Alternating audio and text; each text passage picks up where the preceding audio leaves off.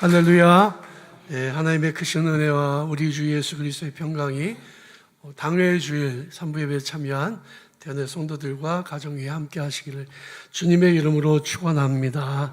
오늘 당회의 주일이라 제가 설교를 좀 짧게 하려고 하는데 될까 모르겠어요. 예배 마치고 난 다음에 인사를 못하니까 여러분들 가실 분들은 당회원 아닌 분들이 거의 없으실 것 같은데 나가실 분들은 조용히 나가시고 성가대원들은 얌전히 움직이지 말고 그 자리에 계시기를 바랍니다. 빨리 끝낼 거니까요. 그리고 한 해의 중요한 그 계획을 보고하고 또 결산하는 자리니까 여러분들이 같이 계시는 것이 정말로 중요합니다. 우리는 지금 성탄의 절기를 보내고 있는데요. 성탄은 인내와 기다림의 시간입니다. 인내는 참을 참으면서 그 무엇인가가 이루어질 때까지를 기다리는 그런 시간이죠. 우리가 오랫동안 기다리던 구주 강림하셔서라고 하는 찬송에서도 알 수 있듯이 우리는 오랜 기다림의 시간에 살고 있었습니다. 기다리는 사람은 어떤 마음으로 기다릴까요? 기다리는 사람에게는 사모함이 있습니다. 좋은 것을 기다릴수록 사모함이 정말 크죠. 아주 추운 날씨에 버스를 기다리는 사람들은 버스가 올 때까지 발을 동동동동 구르면서 버스를 기다립니다. 그리고 버스가 오면요, 막 후다닥 올라타잖아요. 추우면 추울수록 그런 거죠. 우리는 이 성탄의 절기에 이런 설레는 마음으로, 사모하는 마음으로 아기 예수 오심을 기다려야 합니다. 성경은 하나님의 사람들이 간절히 하나님의 은혜를 사모하고 하나님의 도우심을 구하는 이야기로 가득 차 있습니다. 사모하되 간절히 사모함이죠. 성경 속의 사람들은 이렇게 부르짖습니다. 언제 구하시렵니까 하나님? 오셔서 우리를 구해 주십시오. 시인은 마치 이 기다림이 갓난아기가 유모의 손길을 기다린 것 같다. 엄마의 젖을 기다리는 것과 같다. 목마른 사슴이 마치 시냇물을 찾기에 갈급한 것과 같다라고 노래합니다. 이 기다림을 한마디로 말한다면 갈망이라고 말씀드릴 수 있습니다. 타는 목마름으로 간절히 사모하는 것을 의미하죠. 제가 신학생 때 그 당시에 정말 좋아했던 시 중에 타는 목마름으로라고 하는 시가 있었습니다. 타는 목마름으로 민주주의와 만세. 그 타는 목마름으로 그렇게 사모하던 민주주의를 우리가 얻게 됐잖아요. 대한민국은 세계 어느 나라 내다 놔도 민주주의가 정말 아름답게 꽃피운 나라가 아니겠습니까? 우리가 하나님의 은혜를 사모하는 사람들에게는 이런 간절한 소망이 있는 거예요. 타는 목마름으로 하나님의 구원을 사모하는 거죠. 이집트 땅에서 포로 생활을 하던 사람들은 아기를 낳아도 빼앗기고 죽임을 당하는 끔찍한 비극 속에 살았습니다. 그들은 하나님께 부르짖었습니다. 하나님, 언제 우리를 구하실 것입니까? 그들이 하나님 앞에 부르짖었을 때 하나님은 그들의 기도와 간구를 들으시고 그리고 모세를 보내셔서 그들을 구원해 주셨습니다. 기다림의 시기에는 간절한 사모함이 있어야 합니다. 또 기다리는 사람들에게는 무엇이 있어야 되냐면 설레임이 있어야 합니다. 결혼식을 기다리는 신랑과 신부에게는 설레임이 있습니다. 이스라엘을 포함해서 중동 지역에는 거기에 사는 베두인들은 결혼식을 일주일 정도 합니다. 먼 데 있는 친척들에게 초청을 하고 그들이 오는 데까지 한 3일의 시간이 걸리고 잔치를 벌이고 한 3일 있다가 그들이 가는 거죠. 결혼식이 시작될 때 신랑은 자기 집에서 잘 준비하고 행사를 치르고 신부 집으로 갑니다. 신부 집에서 결혼식을 하는 거죠. 그런데 일반적으로 이 행사는 뜨거운 낯을 피해서 저녁 때 시작이 됩니다. 여러 가지 절차가 있어서 신랑이 신부 집으로 출발하는 시간이 늦어지면 이 신부 집으로 가는 그 시간은 더 늦어질 수밖에 없다는 거죠. 드디어 신랑이 출발하고 신부는 집에서 꽃단장을 하고 기다립니다. 신랑과 신부의 집이 멀면 멀수록 이 행사가 언제 끝날지, 언제 신랑이 신부집에 도착할지 알 수 없습니다. 하염없이 기다리는 거죠. 예수님이 말씀하신 열처녀의 비유는 이런 관점에서 보시면 이해가 되실 거예요. 왜 이렇게 안 와? 그리고 신부가 짜증이 날까요? 너무 지루해. 이러고 지루해 할까요? 신랑은 신부집이 너무 멀다고 투덜거릴까요? 짜증낼까요? 그렇지 않습니다.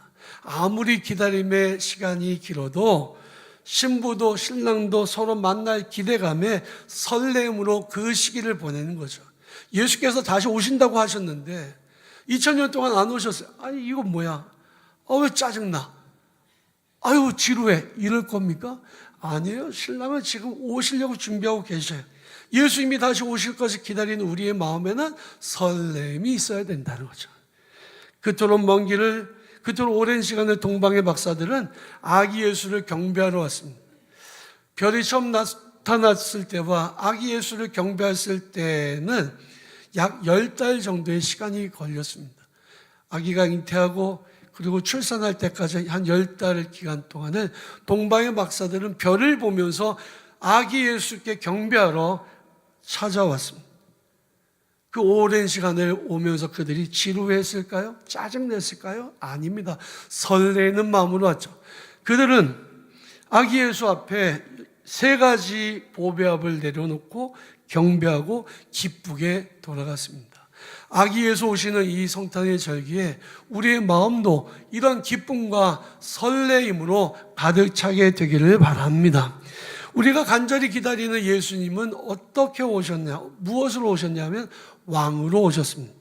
왜 오셨을까요? 세상을 다스리고 통치하시기 위해서 오셨습니다. 성도들의 오랜 기다림과 간구를 들으시고 세상을 구하시기에 왕의 왕으로 이 땅에 오신 것입니다. 예수께서 이 땅에 오신 것은 하나님께서 더 이상 세상을 멸망의 길로 가도록 내버려 두지 않겠다고 하는 강력한 의지를 보여주신 사건입니다. 하나님이 세상 속에 개입하시고 세상을 통치하시고 다스리십니다. 이 세상은 하나님의 뜻과 섭리대로 흘러가고 있음을 여러분들이 믿으시기 바랍니다. 하나님의 직접적인 다스리심은 2000년 전 베들레헴의 마가의 다락방에서부터 시작됐다는 거예요. 왕이 탄생하신 것은 그의 나라와 그의 왕국이 세워졌음을 의미합니다. 그의 테리토리, 그의 통치의 영역이 이제는 정해졌고 확대되어 가고 있습니다. 왕이신 예수님은 무엇으로 세상을 다스리실까요? 첫째는 공의와 정의로 다스리십니다. 여러분, 세상에 지금 되어지는 일들을 보면 정말 가짜들이 많아요. 정말 가짜들이 많습니다. 국민들을 위한다고, 백성들을 위한다고 말하지만 너무 가짜들이 많아요.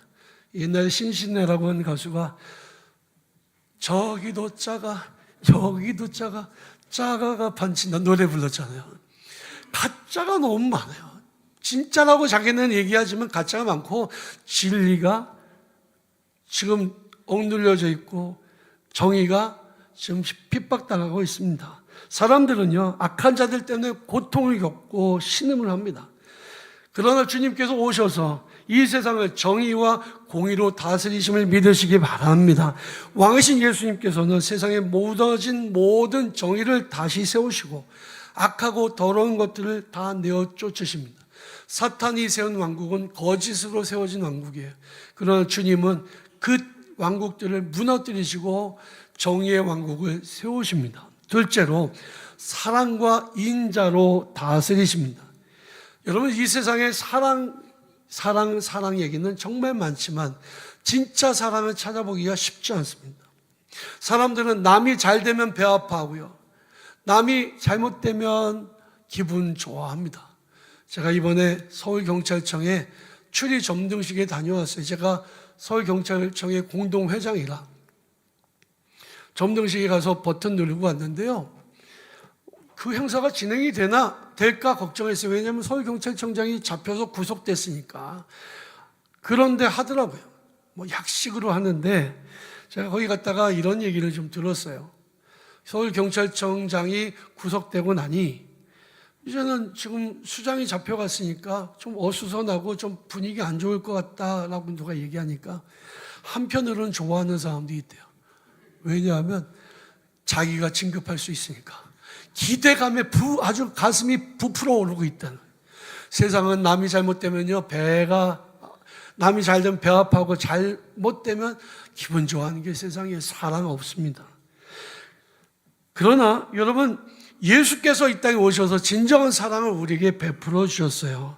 예수께서 왕으로 세상에 오시지 않았다면 세상에는 사랑이 없었을 것입니다. 그러나 사랑이 오셔서 우리에게 하나님의 사랑을 보여주셨습니다. 그리고 그 사랑을 받은 사람들은 세상에 사랑을 전하는 거예요. 사랑으로 세상을 다스리신 그 하나님의 놀라우신 계획들을 우리가 눈으로 보고 또 이루어가게 될 것입니다. 세 번째로는 말씀, 복음으로 세상을 다스리신다는 거죠. 왕이신 예수님의 말씀은 힘과 권위가 있습니다.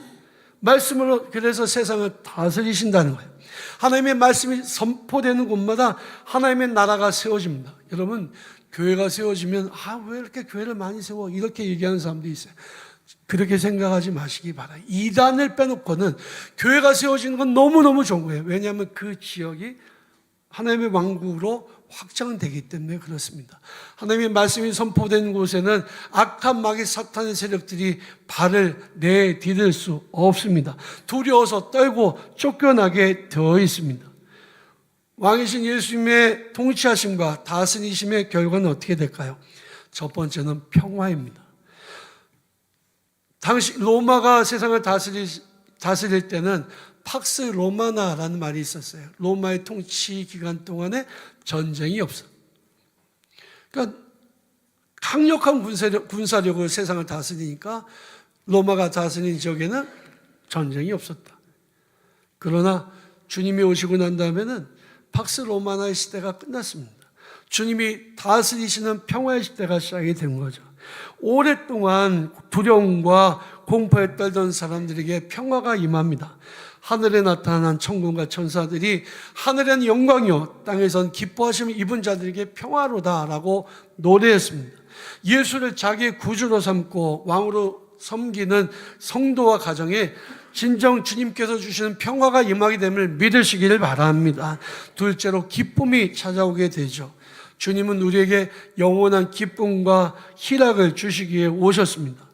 왕이신 예수님은 슬퍼하던 자들에게 진정한 기쁨과 즐거움을 회복시켜 주십니다. 주님이 없는 기쁨은 세상의 찰나적인 기쁨이에요.